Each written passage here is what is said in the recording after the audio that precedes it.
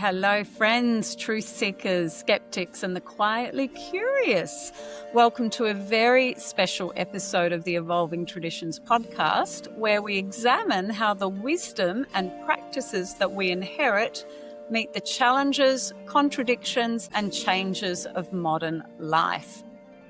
And today we're turning the lens inward and taking an up-close and personal look at the evolving tradition of the performing arts and the virtue of temperance through the life and career of someone that I know very, very well, my co-host, my collaborator, my dearly beloved, and who some may refer to in the business as the triple threat, actor, comedian, and former D-grade radio personality, Matt Dyktynski. Hello, Matt. Hello, Tanaya.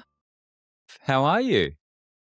We're actually only that wall is the only thing separating us at the moment.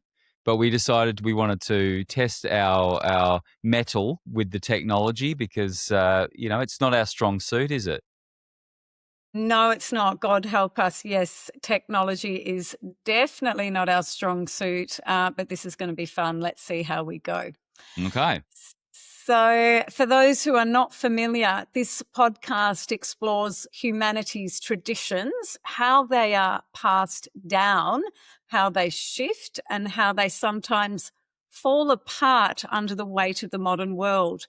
But evolving traditions is also about people, the ones who carry those traditions, reshape them, and occasionally trip over them in public. So today, my love, this episode is all about you, Matt Dyktynski. Wow, it should be quite a short episode, I would imagine.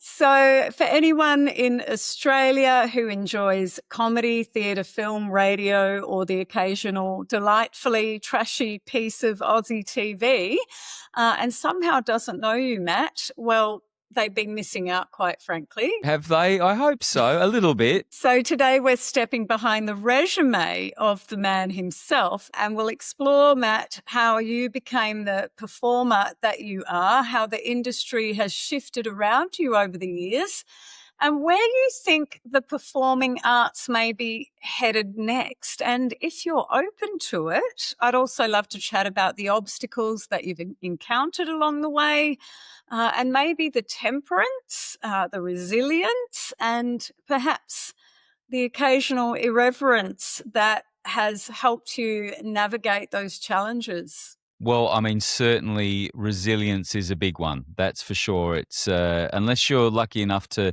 enter the stratosphere of super fame, being a working actor takes quite a bit of resilience, I would say. It sure does. But first, let's begin where we're always going to begin, and that's with our opening question. And that's the very first tradition that we inherit as young children. And we want to ask every guest this. And the question is, what's the first thing that you remember your parents teaching you about the world when you were young? Well, we talked about this in the marriage podcast, so I'll repeat myself. I remember my mother was very keen, particularly on making my brother and I be confident to speak to other people. If we asked a question like, what's the time? If we had a question that could be answered by another individual, she would point us towards that person and say, go and ask that man the time, or you go up to the counter and ask for some milk or bread. And I think it gave us the confidence to talk to people. And if I do have an eeny-weeny superpower, it is that I do feel comfortable talking to pretty much anyone.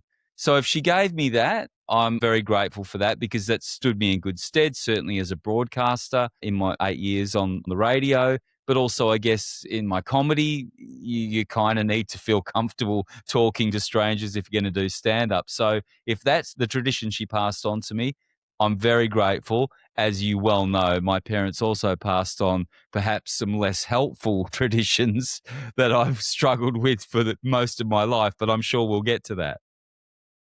And I did have the pleasure of meeting your dear old mum, Judy, bless her, while she was alive. She was indeed a very larger than life character. I didn't get to meet your dad, but Judy struck me as a real entertainer, and I can see how that was passed on down the line. And so I'm wondering, do you think the performer in you was already there as a child, or do you think it was something that you constructed gradually over time? Did you inherit this from your dear old mum? Think I inherited it from all of the family, particularly mum's side. My grandparents, Harold and Ruth, beautiful people, from the north of England, from Blackpool. They were entertainers. My grandfather would appear with his false teeth out and with Nana's underwear on his head. And probably one of the most annoying parts of my personality, I would suggest, to live with, is that I'll always look for the joke. I probably hijack serious moments trying to find the laugh in it, which is not always helpful. I recognize that, but that was a part of our life. And maybe it comes from, working class people who don't have a lot. Really, all you can do is entertain each other or go downhill.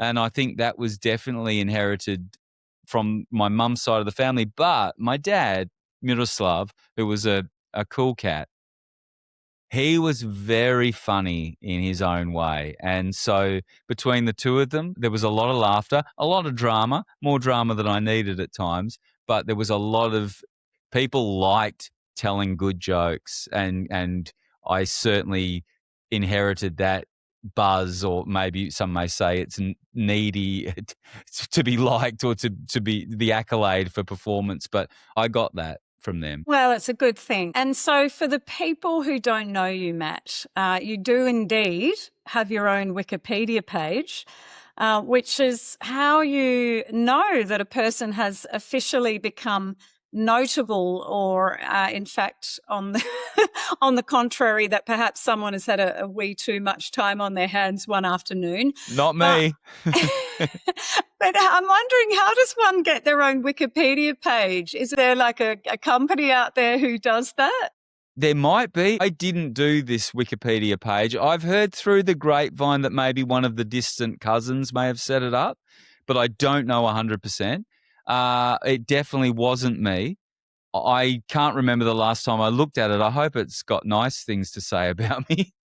Well, according to the internet, according to that wiki page, Matthew Dyktynski is an Australian actor and comedian who graduated from the National Institute of Dramatic Art, NIDA, in 1992. Yes. And somewhere along the way, whoever did create that wiki page managed to spell Dyktynski incorrectly.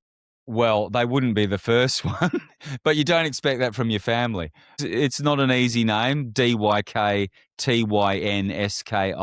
I possibly should have thought about a different name for showbiz, but it is a great score in Scrabble. It certainly is. Okay, so across TV, you've had lead roles in Shock Jock, Raw FM. You've appeared in a long list of Australian favourites: The Man from Snowy River, Stingers, Blue Heelers, Water Rats, Halifax, All Saints, The Secret Life of Us, House Husbands.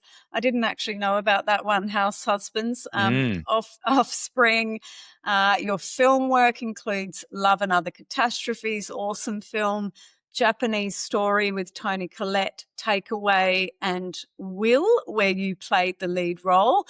And more recently, of course, you appeared in Reckless on SBS alongside Tasma Walton and Hunter Page Lockhart. And I believe that may still even be up on SBS On Demand. I think you can still stream it on demand for sure. It's a great show. It's only 4 episodes. It's brilliant.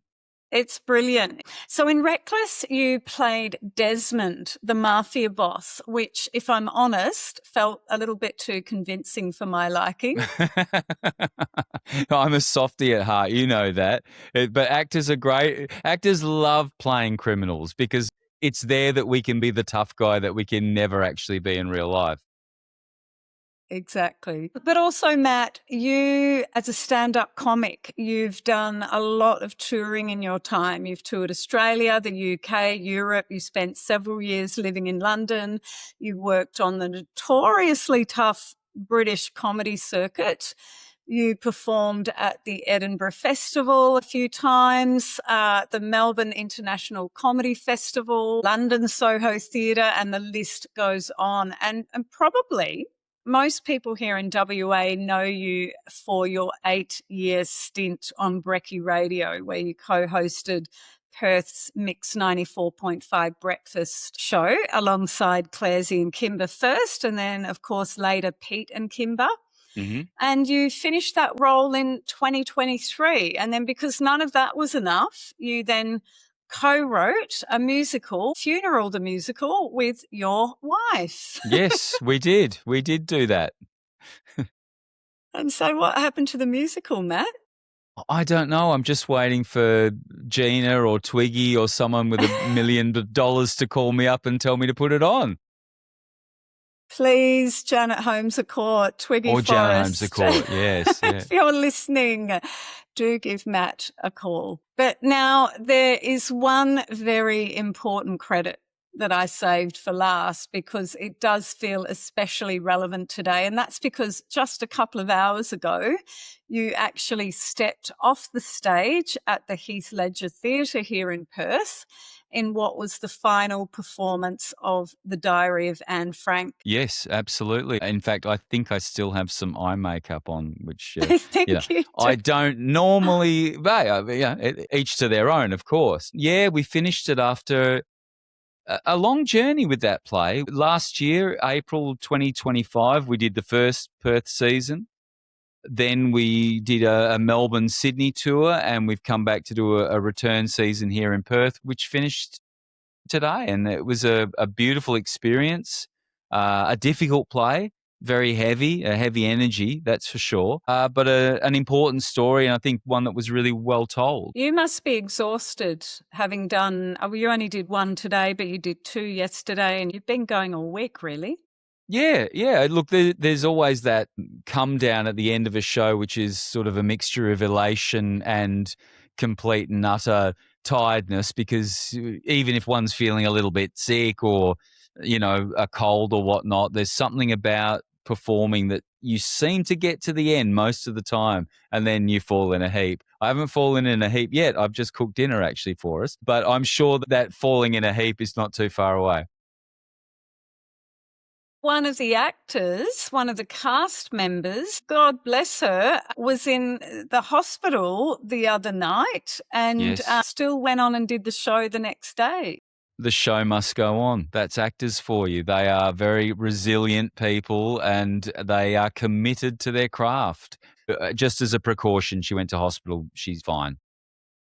Oh, thank goodness for that. Well, you played Herman van Pels, a business associate of Otto Frank, Anne's father, and he was often referred to as Mr. Van Daan in Anne's diary. And I have to say, you really did embrace the Stanislavski method in this role, Matt. You went full pelt into the method acting. And I have to say, it's been truly wonderful residing with Mr. Van Daan these past few weeks. I felt like bit of a grump. Bit of a grump. He is a bit of a grump. But look, on a serious note, because obviously it is a very serious story, you got to play the role of Herman van Pels. Alongside an extraordinary cast, and the production was put on by Drew Anthony, who has a pretty impressive portfolio himself. And it was the second time that I'd seen you in this role when I saw it the other day. And I have to say, it did land very differently for me this time around. Did it? In what way? Well, the first time I saw it, which was last year, was it 2025, April, yeah. April. So the first time I saw it, I found myself watching the characters more, the dynamics, the individual performances. But this time the story really did hit home for me. And I think the weight of the story, the humanity of the story, the smaller details, I noticed subtle nuances that I'd missed before. And I found myself already tearing up in the opening scene and of course, again in the end scene, which just punches you right in the heart. So what an incredible cast, including your fine self. And I'd love to ask you, how has it been working on this production? And what has it asked of you as a performer? Because we all know that it's not an easy story to sink your teeth into. No, I think everyone feels like they know the story of Anne Frank, the girl who, with her family, hid in an attic, a loft, for 2 years while the Nazis occupied Amsterdam, where she lived. And of course, were rounding up Jewish people, and they managed to evade that for some time, as I said, 2 years, but they were eventually caught. But what I loved about the play was that whilst we knew that that horror was going on, the Holocaust, the Second World War. That story's been told a lot, and I'm sure it will continue to be. But what I found fascinating about the play was that its humanity was that of just 8 people stuck in let's say, a room, a large room, for 2 years, and what that does to people, how that affects their psychology, their particular lines in the sand, their patience. My character is clearly not happy to, well, none of them are happy to be there, but finding it very difficult to be in there with a young girl, Anne, who's very vivacious and talkative, and it drives him insane, and he doesn't behave particularly well. But the play, I think, doesn't judge the characters for that, nor should it, because who knows how any of us would react in that situation. And doing the show, I think, for all of us, particularly Chloe Jean Vincent, who played Anne Frank, She was beautifully. amazing. My gosh, she really immersed herself in that role. And I think for all of us, the names were changed actually by Otto Frank, who was the only survivor of the families that were in the loft, in the attic. And so he changed them to, or asked the writers to change the names from the actual family names. But I think we all felt a sense of responsibility, as I guess anyone would, any actor doing a biopic, Bohemian Rhapsody or Rocket Man or whatnot. When you're playing a real person, you want to deliver a whole person on the stage with all of their flaws and hopefully some joyous bits as well. Yes, well, I can't really speak for her man because he didn't really bring a lot of joy to the stage, but absolutely Anne, amid those circumstances, she was buoyant through the whole thing. But I think the fact that you mentioned that about my character, I can imagine another version of a play like that where all of the characters are saintly, because they're the victims of what's going on in this terrible time in our history.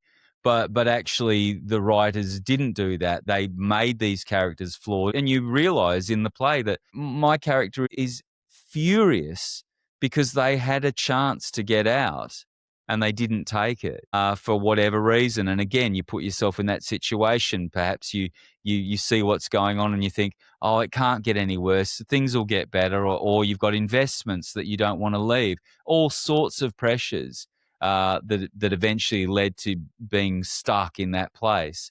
And so he isn't a likable character, but I think that there's still a human. I hope so anyway. In the way I played it, that there's still a human being there that is doing his best, despite the fact that he's finding it very difficult, and is probably, in today's language, we'd probably say he was having a breakdown.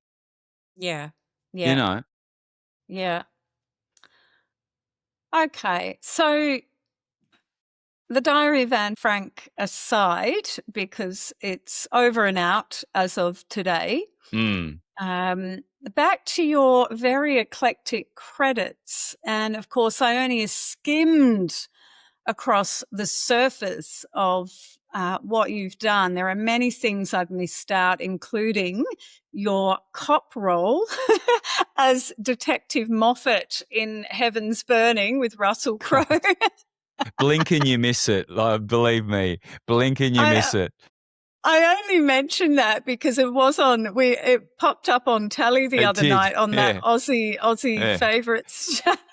And it was actually the first time I'd seen it, and just seeing you pop up in those little scenes with your notepad. That was so lovely. And I was told this, so I'll say it as it was told to me, that I was popular on set. And there were many scenes that I wasn't actually in. I was the partner of a senior detective, and there were lots of scenes that he was in, but as written in the script, I wasn't there. But they liked my company. They liked having me around, so they flew me back into Adelaide a few times to basically just wander in the back of scenes, as you said, with my notebook, picking up a vase or whatever I might do. So I was very happy to go with that. Yeah, what a great gig. Yeah. Just enjoy the ride and not really having to do all the hard work. Yeah, which is my preferred way of living. It is absolutely your preferred way of living. So when you hear all of those credits and then some aloud, what goes through your mind? Oh, a lot of beautiful memories, a lot of gratitude. I certainly don't want my ride to be over anytime soon, but I have been blessed by a career that can be very, very difficult, very hard to stay in, particularly as the pressures of financial pressures, family pressures come to fore as you get older.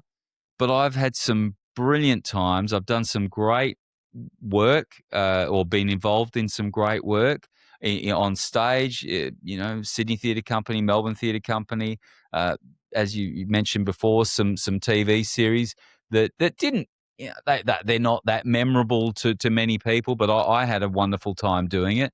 So I've been given many gifts, and it's put me in front of some incredible people, many of whom are still dear to me. And although I might not speak to them all the time, I can run into them 10 years and it'll be just like it was yesterday. So it's been a wonderful ride. As we all know, or I guess maybe we don't all know, if you don't enter that stratosphere as an actor and you are just a working actor, it means there are times that you're struggling to make a living. And so there are times that it can feel very unfair when you're getting overlooked for roles that you'd love to play.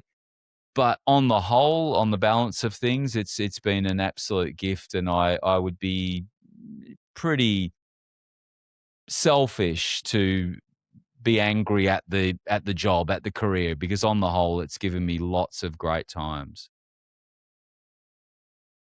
Now, one of your most memorable gigs, no doubt, has been the voice of Josh from Kmart.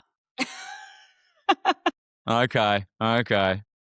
So for those of you who've never had the pleasure of being graced by Josh in Kmart, Josh was the guy who came over the loudspeaker and imparted a very important message about the shopping trolleys. It was on loop. If it wasn't every 10 minutes, it was every 15 minutes. So if you were in Kmart, Josh would come on the loudspeaker and go, "Hi, everyone. We all know that putting the kids in the trolleys is great fun, but you're going to be careful." I did all of this sort of safety public service announcement stuff. And like all of the gigs, I would have gone into a studio one day, done it in half an hour. That's it. Not really thought about it. I then went overseas and lived in the UK for 6 years. And when I got back, I realized that it had been playing for 8 or 9 years. And so Josh had this sort of following, both those that claimed that they knew him and went to school with him, those that wanted to kill him, which if you'd had to hear it more than twice on your Kmart visit, I'm sure I would want to kill Josh too. I think you'd hear it 4 times at least. Yeah. Yes. So, well, but that's a classic example of one of those little bread and butter jobs that if you're lucky enough to get some voiceover work, which I certainly have been lucky enough to, they're the little things that keep the wolf from the door and keep the rent paid, and they're very valuable. But you don't really think Yeah. about them afterwards. In your mind, they're gone. That was the gig. But Josh had a life of his own. He certainly did. So apart from Josh, which clearly was a pivotal point in your career, has there been a particular role or project that really transformed or challenged you in some way? Well, the film that I did in 1996, Love and Other Catastrophes, was the moment that gave me the little boost into the industry that I needed. It was a wonderful indie film. In fact, I think some people credit it as one of the films that reanimated the Australian indie film scene at that time. It was made on a shoestring budget. In fact, I didn't think I was going to get paid.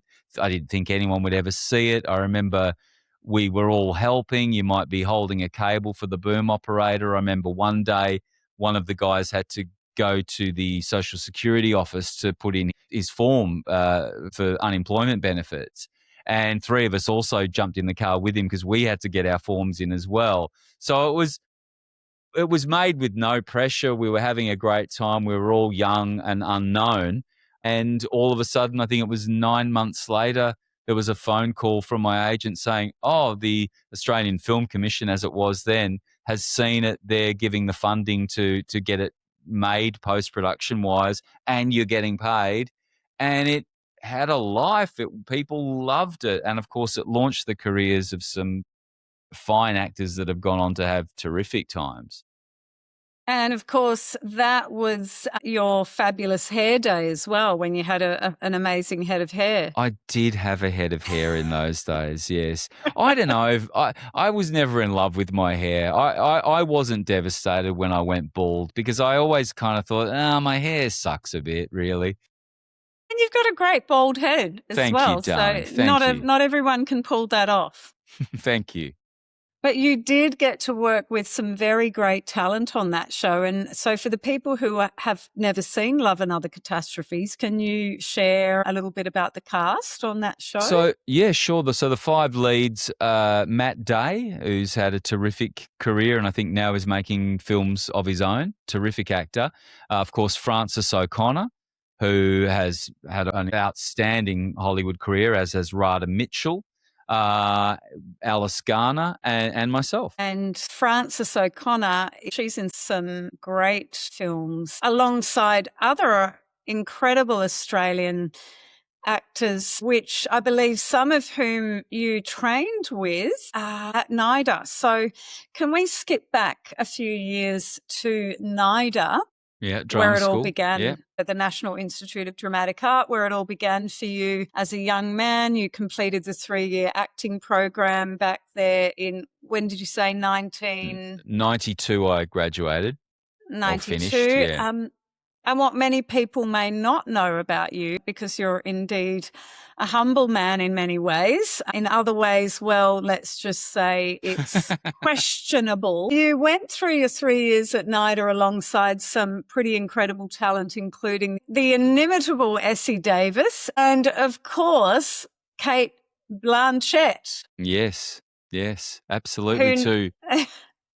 Who no doubt will become Dame Cate Blanchett at some point. She probably will, yes, and deserves I've it. had a vision of that. Okay.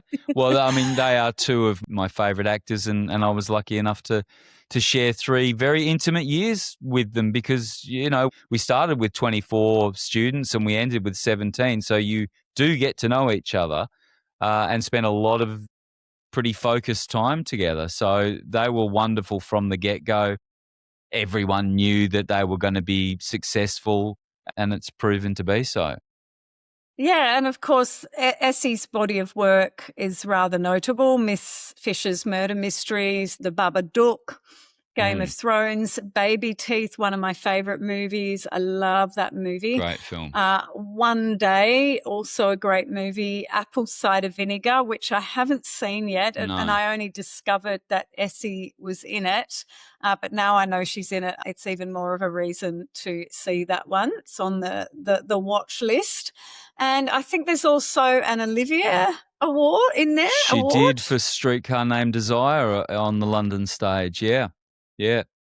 And of course, Cate, Academy Award winner. I believe she was the first actor to win an Academy Award for portraying another actor who had previously won an Oscar, which was Catherine Hepburn. In the Aviator. So you and Essie have remained great pals over the years. We have. In fact, she came to see The Diary of Anne Frank in Melbourne. I haven't seen Cate for a long time, but I actually don't even know what country she lives in these days, England or the States. But no, Essie and I have remained very close. Again, we don't communicate that often, but when we do see each other, as with most of my former classmates from NIDA, it's very warm and very, as I said, when you go through 3 years that intensely with people and you bond and become friends, that bond is quite hard to break. Well, now this raises an obvious question. Do you think we could twist Essie and Cate's arm to join us on the podcast one day? Do you think they'd stoop to our level for an hour? Well, I don't know about stooping to our level. I think anyone that, as long as we pick the subject matter that they're interested and passionate about, I'm sure they would come on. Hopefully anyone would come on if we were talking about something that was dear to their heart. Look, there's no harm in asking anyway, right? Sure. So anyway, back to NIDA, back to all the prestigious drama schools in the country, or indeed in the world. What advice would you give a young actor beginning out in the industry today? Someone who may be going through the audition process, or maybe someone who's just been accepted into one of the prestigious schools like the WA Academy of Performing Arts, NIDA, or indeed where I went back in 97, the Victorian College of the Arts. Well, I'm so glad that I went to drama school. I was a bogan, working class boy from the suburbs of Perth, and had I not gone to Sydney or to a drama school, I don't know how I would have found my way into the industry. I wasn't the sort of person that had contacts, and so I'm glad I went, and I'm glad I got those 3 years of discipline, because it was a very disciplined place. There was, I think for a lot of people, uni can be, I might go to the lecture, I might not. No, you were there from 9 till 6, Monday to Friday. And if you weren't, you needed a pretty good reason. And if you didn't have a pretty good reason, sort of 3 or 4 times in a year, you were gone. So they did instill discipline in us, professional discipline, which I think I carry through today. As you know, I'm a very prompt person. I like being early and doing my warm-up, and it gave me those... punctual. Very punctual. And it gave me those skills that I certainly had never been exposed to. These days, though, we see a lot of people who are doing extremely well that did not go to drama schools. They got themselves an agent, or they got a show reel together, and I guess people are making lots of content themselves on the social media platforms. So there are different ways in. In my day, it seemed like that was the only way. You'd went to a drama school, and once you graduated, you were exposed to some of the top agents in the country, which I fortunately still have with RGM. And that seemed to be the way to go. So I don't know that in terms of logistics, I can give advice, because I may be behind the 8 ball. But certainly it's a career that you need to go into with joy in your heart, because you will be kicked. You will have to pull yourself off the canvas numerous times. You're going to get rejected a lot of the time, and you have to find the grace to not take that personally, because it never is. No one's intentionally trying to make you have a bad career. You just weren't the one that they chose. That's easy to say, and I sound all wise and zen now. I still struggle with it.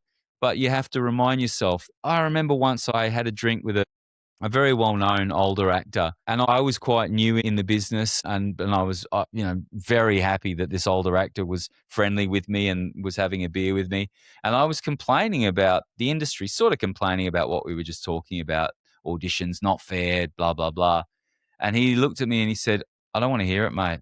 No one's twisting your arm. You don't have to be in this game if you don't want to be, but I don't want to sit here and talk about how hard it is." And I was mortified. I wanted him to like me so much. And fortunately, he still does, and we're still friends. But gee, that was a good lesson. That was a good lesson. No one is forcing me to do this. I can wrap it all up tomorrow and just go and get a 9 to 5. No one's making me do this. So accept the fact that there may be some lean times, and try and find joy in your heart for other people's success. Again, not always easy, but those are the sorts of things that I would suggest to anyone who wanted to get involved in it. Yeah, so you do require a sort of temperance, and I think that's an essential trait that actors need, and absolutely grace to be able to handle Mm. those blows and to not become bitter and twisted Yeah. or an alcoholic or anything like that, Mm. which that path starts to become more and more attractive, the harder it gets, right? Oh, absolutely. I've done it myself, sitting there, crying into a bottle of red wine about, woe is me, life is unfair. Why didn't I get that role? That actor's shit. Why isn't it me? I could do that much better. It's a very, that kind of victim mentality. It's very comfortable. It's very easy to go there because you don't have to take any responsibility for it. And of course, I know you won't mind me sharing this because you have always spoken very openly about it on air. And of course, you let me mention a little bit about it in my book, Evolving Traditions, Yoga, Ethics and Modern Practice. And you speak about your time struggling with alcohol and how it almost destroyed your career at one point. Mm. Are you happy to talk a little bit about that? Yeah, I am, because I haven't had a drink for 10 years now, so I can look back on it with a sense of balance. But I was a big drinker. I was always a big drinker. We talk about the traditions passed down from our parents. I mean, I didn't know that there was any other way to live. I grew up in a drinking household. They drank. They drank all the time. I thought that's what you did. And I picked up those reins as a young fella, and I continued to be a big drinker. I was always first at the party and last to leave. I had a tremendous capacity for it. And for the longest time, I was still able to, certainly in my mind anyway, keep doing good work, turning up on time, all that sort of stuff. But yes, as I got into my later 30s and early 40s, it was definitely starting to take control of me. And there wasn't really a day that went by that I didn't drink to dangerous levels. And so I was lucky in a way that my nadir, my rock bottom, happened on a comedy stage as opposed to a theatrical stage, I think. Mostly because anyone who's been to a stand-up comedy club will see that comedians will often walk on stage with a drink. Yeah. It's Yeah. the one workplace where it's almost encouraged. And Yes. so I did make a fool of myself in Melbourne in the middle of a bender, and I remember waking up on a Sunday morning and going, "Wow, I know I stuffed up last night, and if I don't get a handle on this, I'm not going to have a career." And I'm just so grateful that I was able to stop. I went and got some help and talked to people that were very helpful, including other alcoholics, and I got off it. I'm clearly an addictive person. It'll be a packet of chocolate biscuits or whatever it might be. I am an addictive personality, and I think, you're a creative personality. You have so much creative energy. And when you're not creating things, that's when that energy goes down those other paths. And I say that because I see that within myself as well. That, the old saying goes, the devil makes use of idle hands. But when you're a creative, I think it's even triple fold. It is, and I guess also, when you look back, and I don't want to look back with regret because I did what I did at the time, and at the time it seemed like the right thing to do. But I was thinking about this the other day, so much of my young life was looking at people whom I admired, Bowie, Jagger, whoever, drinking and smoking and partying. And that's all great, but I missed out the bit of getting famous first. Like, do that first and then go and party. Get famous first, for God's sake. Yeah. And so, look, beyond that gig, that was the catalyst where you just really made a fool of yourself on stage, and that was the turning point for you. Were there any other trial by fire gigs or shows that really called on those same virtues of humility, temperance, whatever you want to call it to get yourself out of that? Sure, humility, yes. And it didn't get me out of this situation, but it allowed me to reflect on the situation. I did very early on in my stand-up career, I was offered a gig at a notoriously tough room in Manchester.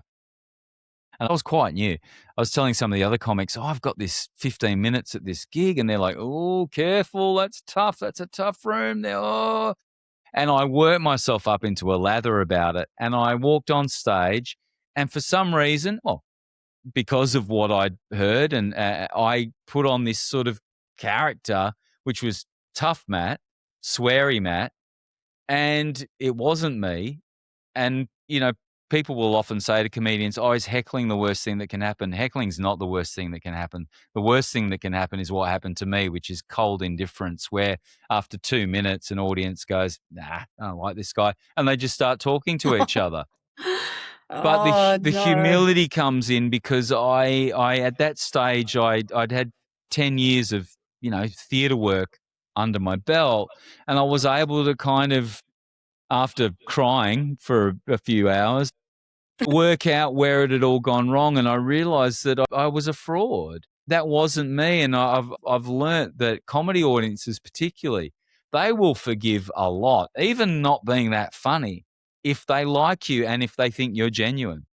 And so I made a promise to myself in that moment, like, if I'm going to die on my ass on stage, I'm going to do it being me, not trying to be someone else. So that was a great lesson, but it hurt. Yeah, and look, I think it's true of any profession, any line of work, whether it's teaching a class of some kind, being a door-to-door salesman, whatever. It's the authenticity, that the heart-to-heart connection that is truly the magnetic force, right? What else is there? I mean, at the end of the day, particularly as a comedian, we're all doing the same joke. We're all talking about the same thing. The only thing I have that is unique is myself. Because the material in and of itself, yes, you come up with hopefully clever and different and funny little twists on the same topics, but it's only me that can be different. So to be someone else, you're really shooting yourself in the foot. Now, traditionally, comedy has always challenged boundaries, and it's said things that polite society wouldn't say. But today, it's very different out there in comedy land. The world of comedy is not what it used to be. Comedians don't have as much freedom of speech anymore, do they? Well, probably not. It's funny because people will put all sorts of stuff up on social media, all kinds of opinions. But if you want to be a working comic, most of the time you have to try and navigate your way through all of that. It is an interesting one. Forever and a day, the comedic character has been the truth teller. You think about King Lear and the Fool. He's the only one that can tell this king is in all kinds of mental distress. He's the only one that can tell him the truth, and he's the only one that the king will listen to. So that idea of the comic highlighting or putting a light into dark corners in a humorous way so it doesn't feel like a lecture has always been a really important part of the job. You think of shows like, MASH, showing the Korean War so brilliantly with those humorous moments, and then bang, something terrible, war-like happened, and so you were shaken out of it again. So it's always been that way. And of course, we have entered a point in the world where if someone takes offense and if someone chooses to and has the tools to highlight that offense in public, you can be cancelled, or you can certainly lose work and be vilified online by lots of people. So that's scary. I mean, I certainly don't seek to offend anyone. I'm just trying to make people laugh. But I'm sure at times when you're in the moment, things have come out of my mouth that possibly I wouldn't have said had I had the time to think about it. But as a comedian, you've got to take that step of, I don't want to edit myself, so I have to take this risk. And I'm not even what you would call an edgy comedian. So those that do go down those paths have got much thicker skin than I.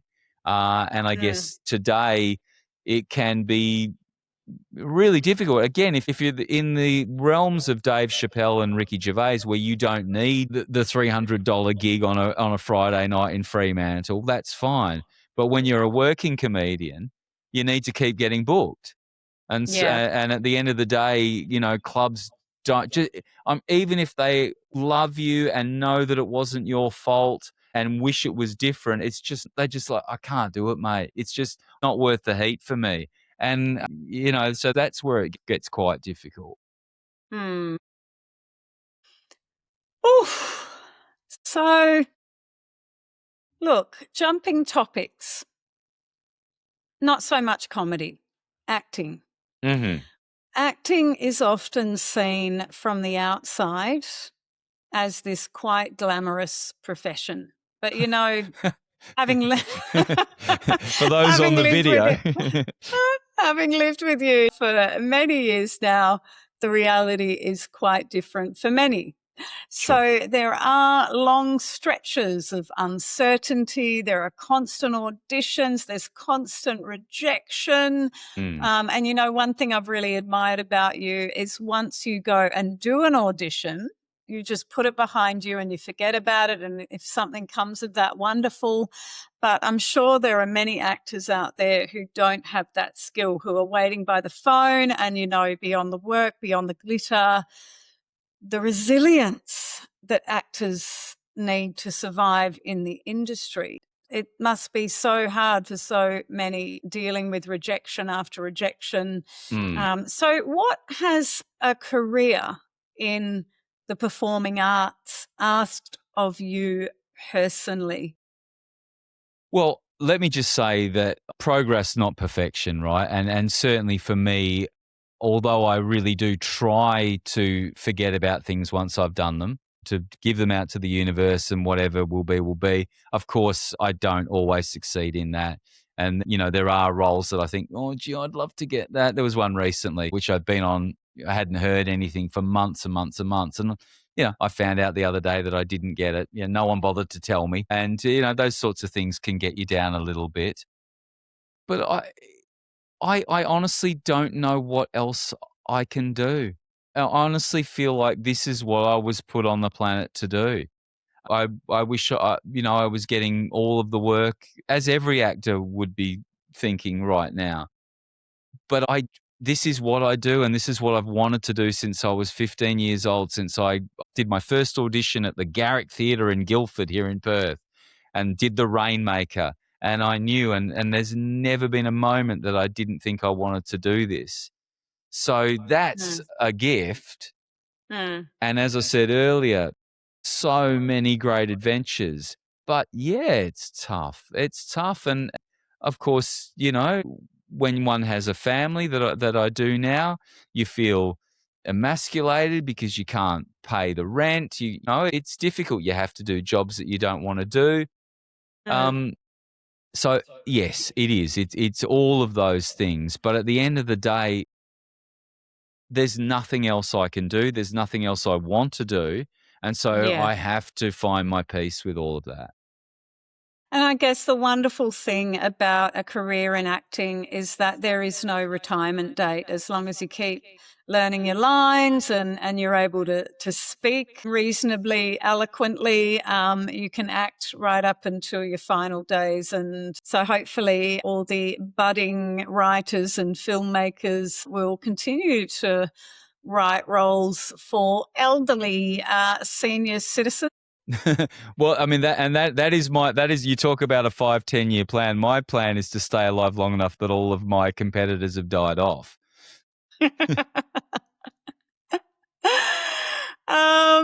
Yes. So look, we haven't really spoken about radio much, and I feel like we should just Okay. briefly touch on that for a minute. So what did radio teach you that acting and stand-up didn't? Well, what it taught me was to be brief. Radio, particularly commercial radio, you've got a very limited amount of time. And predominantly my job on Mix 94.5 was doing sketches and songs a lot of the time. And I think when I first started, they would often be too long. And I learnt that get in, get out, 90 seconds, leave them wanting more. Our dear old friend at the Comedy Lounge, John McAllister, always said to me, no one's ever complained to him that the show went too short. If they've had a good time, they're coming back. But you make people, you might have 4 great comedians and then one of them's a bit rough, and it's like, all of a sudden people are looking at their watch and whatnot. So being brief, being punchy, that's definitely what radio taught me. And I'd loved the medium of radio ever since I was a little boy. I used to get the little transistor radio under my doona in bed and listen to the BBC World Service to get the English soccer results. And you feel like someone's talking to you. It's so intimate. It's such an incredible medium. And I know podcasts serve that as well. And I'm a huge avid consumer of podcasts because of that. I love the medium. I love the idea of someone talking to you and it's as if it's only you. And that joyous thing of feeling like you're part of someone's day. And that's what we were. People were genuinely pleased to hear us. We were sort of like, you turn on the radio or your alarm goes off, the radio goes on, Pete, Matt and Kimber are on. It's okay. Well, as brief as it was over those 8 years on Brekkie Radio, you did gain some very, very loyal listeners. And I remember when you left, seeing on Facebook many listeners writing in saying, what happened to Maddie? You had so many listeners that were very unhappy when you left. And I'm sure that they are missing you very much. And so I guess my next question would be, do you think this is the end of radio for you? Would you love to do another stint somewhere?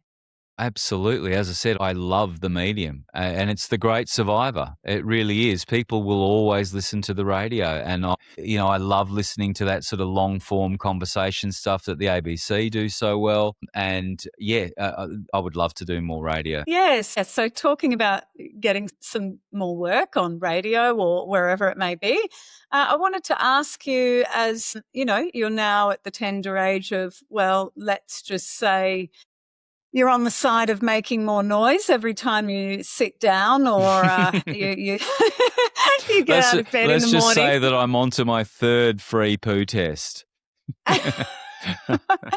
So are you finding that the auditions and roles that you're being offered these days are changing? Are the auditions that you're being offered markedly different than, say, 10, 20 years ago?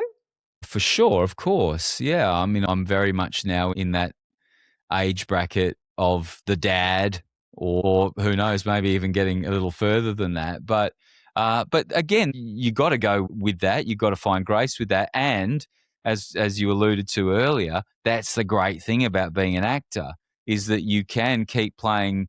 Imagine if hopefully I do get to a ripe old age and I can look back on a career where I've got to play so many different age groups, so many different people at different points in their life. What a gift. What a beautiful show reel that would make. Yeah, yeah. You can play it at my Look. funeral. Well, look, I personally love you as the villain. I loved you in Reckless. I think you play those villainous mafiosa roles particularly well. And I think I'd love to see you in more of those roles. I'm happy to take those roles. May we manifest, may you be put forth for villainous roles at some point for films that are being shot maybe in the fabulous new Perth Film Studios in Whiteman. I believe there's an open day coming up on the 11th and 12th of September for a tour of the new film studios. Great. Maybe I'll just walk in there and start doing a monologue and see if someone gives me a job. Well, look, we've arrived at our final two questions that we want to ask every guest. So here we go. If you could go back, not to erase the life that you've lived, but to meet your younger self with the knowledge that you have now, would you do anything differently? What would you do differently? Well, I'd definitely tell myself to not pick up that cigarette. And I would have told myself to just temper my behavior a little bit because, as I said, I don't want to look back with regret because I did what I did at the time and I was just trying to get through this crazy life like everybody else. But in my dark moments when I'm alone at night or, when you're asleep and I'm thinking, I do think about what maybe I might have achieved had I put a little bit more of that energy into creating other than partying. But that's just not the way it turned out. So I would probably suggest that.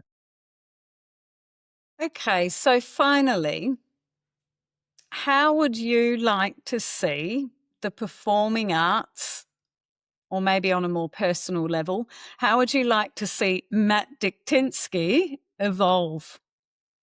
Well, look, I'm evolving the way I'm evolving, and sometimes I get it right and sometimes I get it wrong. But I guess the definition of evolution is that you won't really know that until you can look back in the rearview mirror to see if that was the right path. But in terms of the industry, everyone's freaking out about AI, and I understand why, because we can become completely useless in a heartbeat. People can make music, they can do voiceovers very well. Human beings are rapidly losing work to AI in every sector of the world. But I'm hoping that will lead to a slight revolution where people are going, oh, no, I want to know that it's a human being. And that may be the boom time for live performance that has sort of been dying over the years. We don't see a lot of venues with live music. Perhaps the theatre audiences are sort of the same people that have always gone to the theatre. And maybe people will turn around and go, no, I'm sick of all this computer-generated stuff. I want to go and see a real live human being on stage and know that that is a person and not an avatar. And if that's the sort of blowback to the AI revolution, then great. Yeah. Well, look, I think that's a wrap. So sadly, because we've had too many balls in the air lately, we weren't able to get this particular episode out in time to promote the Diary of Anne Frank. But where can people find you elsewhere in the coming weeks? I think I've got some gigs coming up, some stand-up gigs. I think there's one on the 8th at the Subiaco Arts Centre. That's okay. Your personal assistant has that information. You are indeed hosting the WA Comedy All-Stars coming up during Comedy Week on Saturday the 8th of August. There you go. 8:30 p.m. at the Subiaco Arts Centre. And the program also features my fabulous cousin, Simone Springer, who we cannot wait to welcome onto the podcast in the coming weeks. We'll be talking to Simone about the evolving tradition of comedy and politics because, of course, she ran for the Greens not long ago. So Simone is on that lineup, so I'll definitely have to make an extra effort to go to the Subi Arts Centre for that one. So tickets are available for that through wacomedyweek.com. And what else do you have coming up this year? There's other gigs. I don't know. I guess like all podcasters, we should leave some links in the show notes. Yeah, that's the best way to do it, yes.